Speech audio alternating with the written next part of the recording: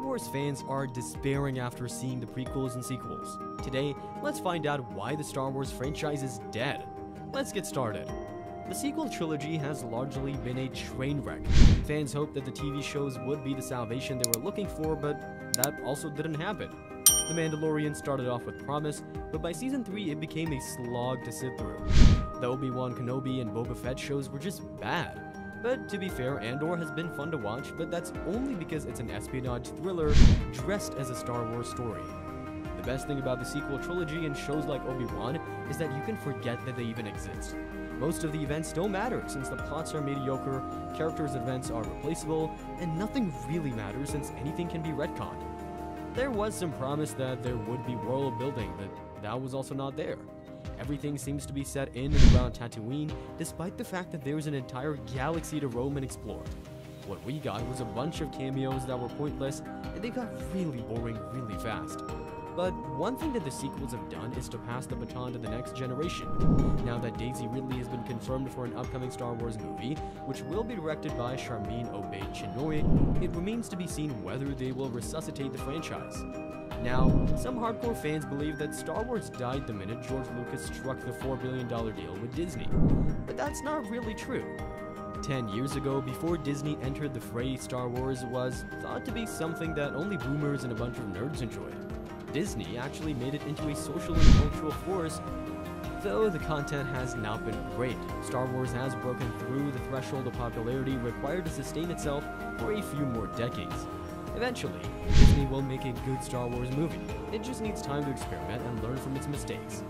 Some fans blame Kathleen Kennedy, even going to the extent of calling her a diversity hire who was hired to destroy the Star Wars franchise.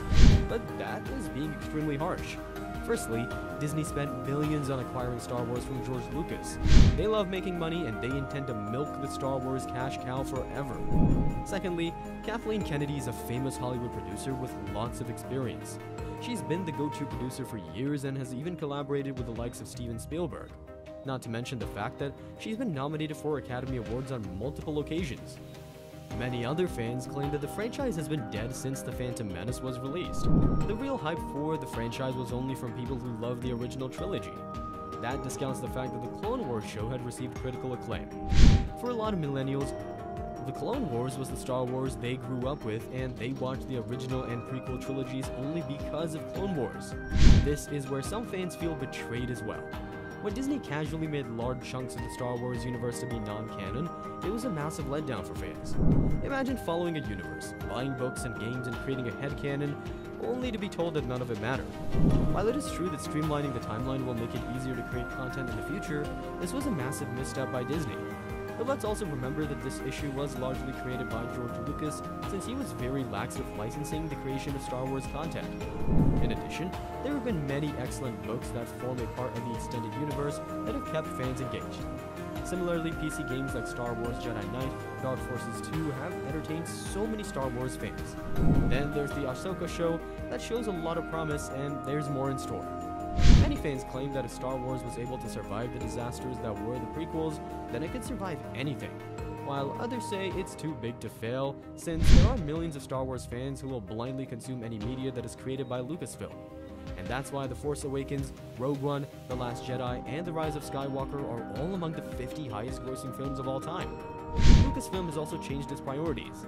They had earlier planned to collaborate with Taika Waititi and Kevin Feige for certain Star Wars movie projects, but those two have been cancelled. And that's a wrap. Do you think the Star Wars franchise is dead? Let us know your thoughts in the comments.